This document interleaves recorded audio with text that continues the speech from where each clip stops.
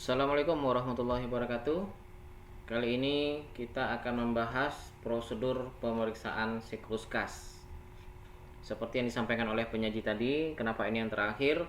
Karena seluruh atau sebahagian besar transaksi yang terjadi pada organisasi sektor publik itu berpengaruh terhadap kas, baik penerimaan kas maupun pengeluaran kas. Seperti biasa dalam penyajian tugas ini, dalam penyajian materi ini, saya juga langsung akan sampaikan soal-soal kuis yang akan dikeluarkan setelah proses pembelajaran ini. Jadi diharapkan Anda memang betul-betul memahami apa yang disampaikan, dan jawabannya tentu juga akan disampaikan nanti sekalian. Ya, jika hasil kuis Anda tidak mampu menjawab yang ditanyakan dalam soal kuis, bisa dipastikan bahwa Anda tidak melihat atau memahami slide presentasi ini. Baik, yang pertama adalah tujuan dari siklus atau pemeriksaan audit kas adalah sama dengan sebelumnya, bahwa untuk memperoleh bukti mengenai masing-masing asersi atau pernyataan manajemen yang berkaitan dengan transaksi dan saldo kas. Ada 5 asersi atau pernyataan, yaitu pernyataan atau asersi keberadaan dan keterjadian, kelengkapan, hak dan kewajiban, penilaian dan pengalokasian, pelaporan dan pengungkapan. Ada 5 asersi. Kita bahas satu-satu. Yang pertama adalah keberadaan dan keterjadian. Asersi ini adalah yang dilakukan oleh auditor dalam mengumpulkan bukti untuk memberikan keyakinan yang memadai apakah seluruh saldo kas pemerintah daerah benar-benar ada pada tanggal neraca. Makanya namanya keberadaan. Atau apakah seluruh transaksi kas yang tercatat benar-benar terjadi atau bukan merupakan transaksi fiktif. Oke. Nah, soal dari sini adalah dalam mengumpulkan bukti audit untuk memberikan keyakinan yang memadai apakah seluruh transaksi kas yang tercatat benar-benar terjadi atau tidak fiktif, itu berkaitan dengan asersi apa? Nah, ini kan jelas jawabannya. Ya, nggak bisa menjawab, saya nggak tahu lagi harus gimana. Oke, berikutnya adalah asersi atau pernyataan kelengkapan. Ini adalah merupakan asersi atau pernyataan di mana auditor berupaya untuk mengumpulkan bukti dalam atau supaya auditor memiliki keyakinan yang memadai apakah saldo kas yang tercatat meliputi semua transaksi kas yang telah terjadi. Artinya seluruh transaksi kas yang terjadi itu sudah lengkap disajikan atau sudah lengkap dicatat dalam laporan keuangan. Itu merupakan asersi kelengkapan. Atau misalnya transfer kas antar bank itu apakah telah dicatat pada periode yang tepat, ya. Nah, jadi soal untuk ini adalah dalam mengumpulkan bukti audit untuk memberikan keyakinan yang memadai apakah saldo kas yang tercatat meliputi semua transaksi yang telah terjadi, itu berkaitan dengan asersi apa, ya. Jawabannya sudah jelas ya. Oke, berikutnya adalah asersi atau pernyataan hak dan kewajiban. Jelas, hak dan kewajiban adalah merupakan upaya dari auditor untuk memberikan keyakinan yang memadai dalam mengumpulkan bukti agar auditor yakin bahwa apakah pemerintah daerah dalam hal ini itu memiliki hak legal atas seluruh saldo kas yang disajikan pada tanggal neraca. Atau dengan kata lain, apakah kas yang dimiliki oleh Pemda tersebut benar-benar merupakan hak dari Pemda. Oke. Kemudian untuk asersi penilaian dan pengalokasian, itu hak dan kewajiban tadi tidak ada soalnya. Nah, untuk penilaian dan pengalokasian artinya adalah merupakan pernyataan atau asersi manajemen. Auditor itu mengumpulkan bukti dalam rangka apa? Dalam rangka untuk memberikan keyakinan yang memadai atau agar dirinya yakin apakah saldo kas yang tercatat itu dapat direalisasi sesuai dengan jumlah yang dinyatakan dalam posisi keuangan atau dalam neraca atau dengan schedule pendukungnya. Ya, artinya juga apakah saldo kas itu sudah dinilai dengan tepat. Oke. Nah, ada soal untuk ini, yaitu dalam mengumpulkan bukti audit untuk memberikan keyakinan yang memadai apakah saldo kas tercatat dapat direalisasi sesuai dengan jumlah yang dinyatakan dalam posisi keuangan dan dengan schedule pendukungnya, itu termasuk ke dalam asersi apa. Ya. Oke, sangat sungguh jelas sekali. Oke. Asersi pelaporan dan pengungkapan. Nah, ini adalah upaya auditor dalam mengumpulkan bukti untuk memberikan keyakinan yang memadai apakah saldo kas telah diidentifikasi dan dikelompokkan secara tepat dalam neraca. Kemudian, apakah sudah diidentifikasi dan dikelompokkan secara tepat, serta telah dilakukan pembatasan terhadap penggunaan kas tertentu. Nah, itu terkait dengan asersi pelaporan dan pengungkapan. Berkaitan dengan materialitas, nah, tadi asersi sudah 5 ya. Materialitas, volume transaksi kas itu biasanya sangat tinggi. Nah, karena volume transaksi kas ini biasanya sangat tinggi, maka tentu saja risiko bawaannya tentu cenderung tinggi. Nah, selain dari volume transaksinya yang sangat tinggi, apa faktor penyebab risiko bawaan kas itu tinggi? Yang pertama adalah, atau diantaranya adalah tingginya potensi salah saji.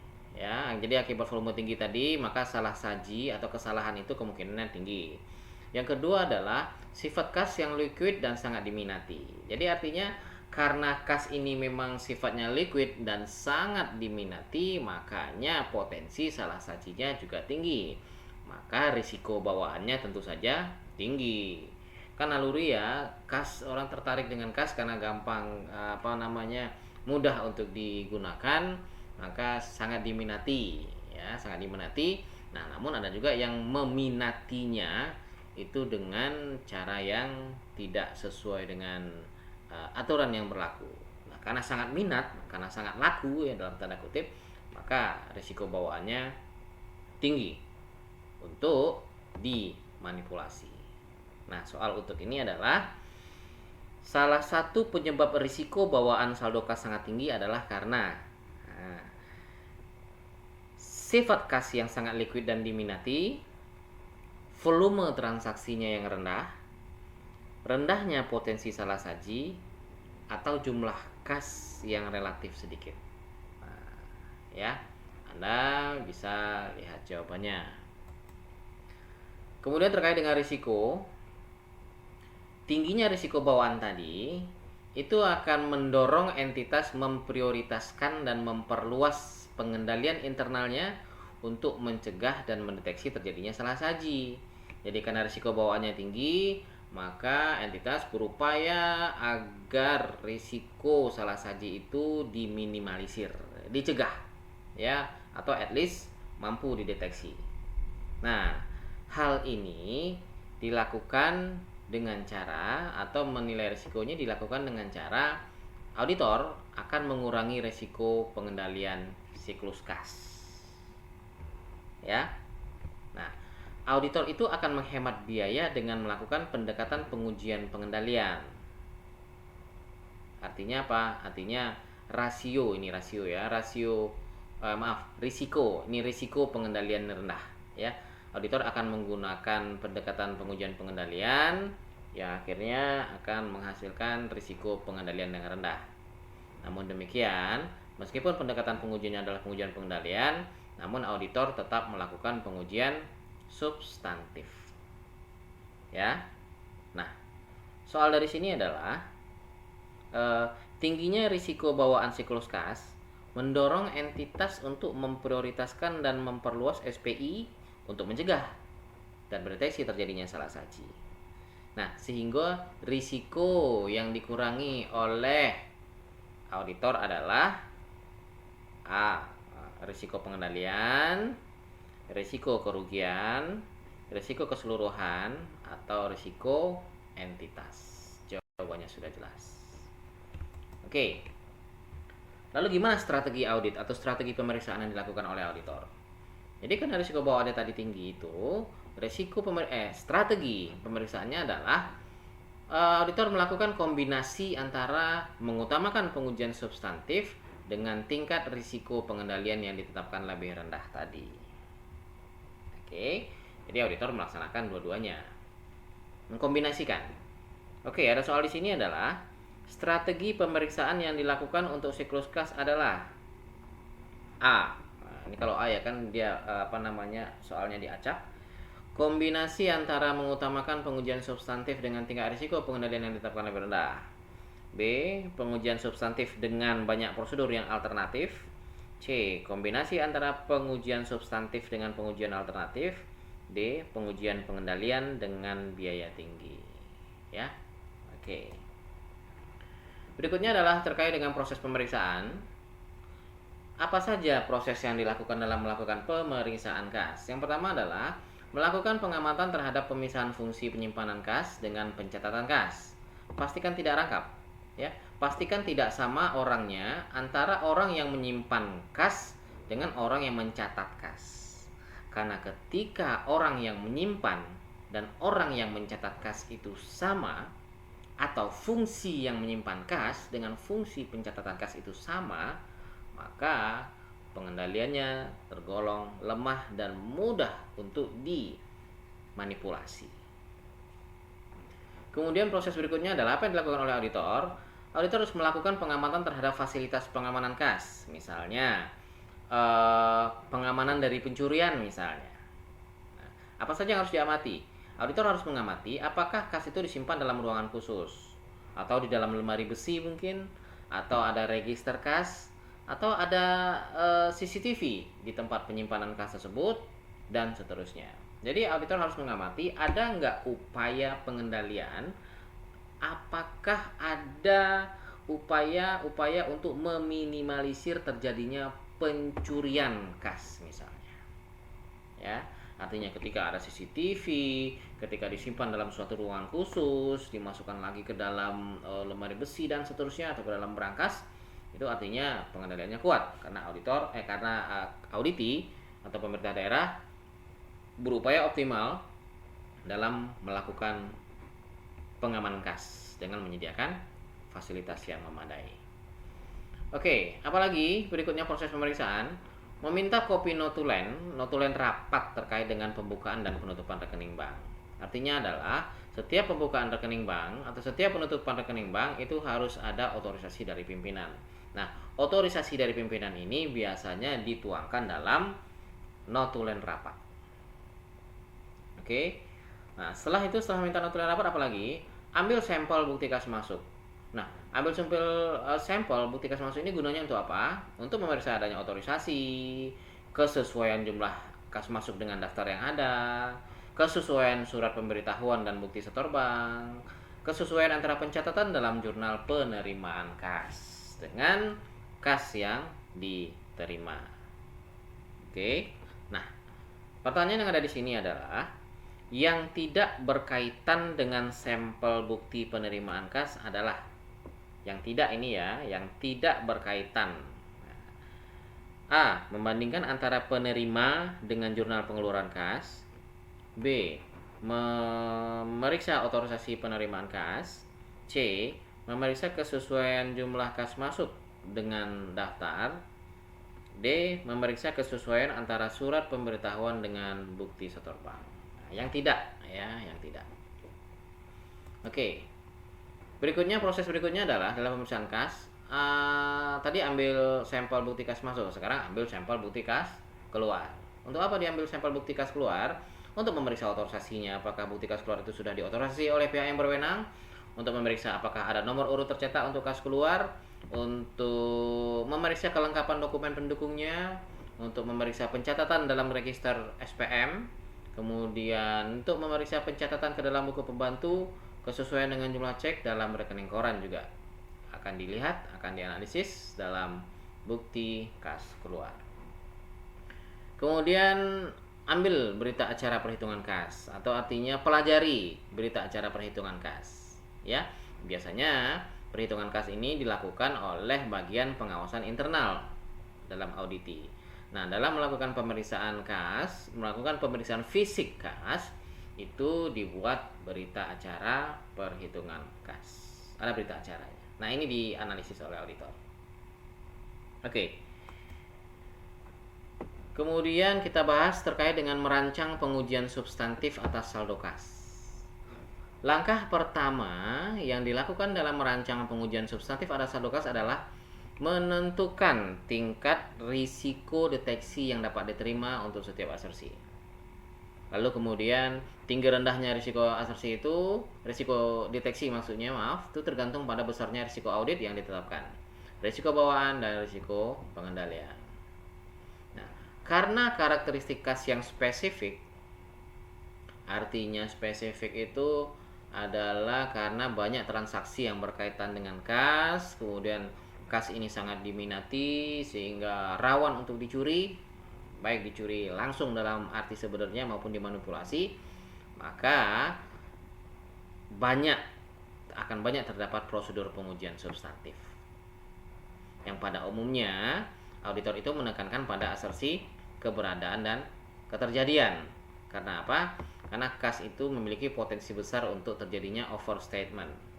Overstatement artinya dinyatakan lebih besar. Jadi misalnya kasnya itu 10 juta, tapi nyata fisiknya hanya 5 juta. Kenapa demikian? Ya, karena yang 5 juta lagi disalahgunakan. Ya, salahgunakan atau digunakan untuk kepentingan pribadi atau kelompok. Ya, jadi overstatement itu memberikan indikasi adanya potensi pencurian yang besar, sehingga langkah yang harus dilakukan oleh auditor itu adalah, atau SPI mungkin, lakukanlah cash of name atau perhitungan fisik kas, lakukan cash of name secara mendadak, dan lakukan konfirmasi bank. Oke. Nah, pertanyaan di sini adalah dalam merancang pengujian substantif atas saldo kas, langkah pertama yang dilakukan auditor adalah A. Menentukan tingkat risiko deteksi yang dapat diterima untuk setiap asersi. B. Melakukan cash of name. C. Membuat rekonsiliasi bank. D. Memeriksa bukti setor bank. Oke. Lalu pengujian substantif. Pengujian substantif adalah yang dilakukan adalah melakukan verifikasi atas ketepatan perhitungan saldo kas, melakukan prosedur analitis. Misalnya apa yang dilakukan dalam prosedur analitis? Ya, bandingkan antara output dengan outcome. Kemudian lakukan cash of name, ya, menghitung fisik kas, ini cash of name. Lalu lakukan pengujian pisah batas, artinya kapan audit itu dimulai, ya. Jadi yang termasuk dalam periode audit itu mulai tanggal kapan sampai tanggal kapan. Nah, itu adalah merupakan pengujian pisah batas. Nah, Anda sudah belajar ini di mata kuliah audit. Kemudian lakukan konfirmasi saldo kas, ya. Itu kas Pemda dengan kas bank itu dianalisis. Kemudian lakukan konfirmasi bank atau perjanjian bank lainnya. Perjanjian bank lainnya yang dimaksud adalah mungkin ada kontrak-kontrak dengan bank selain rekening giro atau yang dibuka oleh Pemda. Ya, mungkin ada perjanjian bank lainnya, mungkin perjanjian pinjaman atau dan seterusnya. Lalu lakukan pemindaian atau scanning atau penelaahan terhadap rekonsiliasi bank.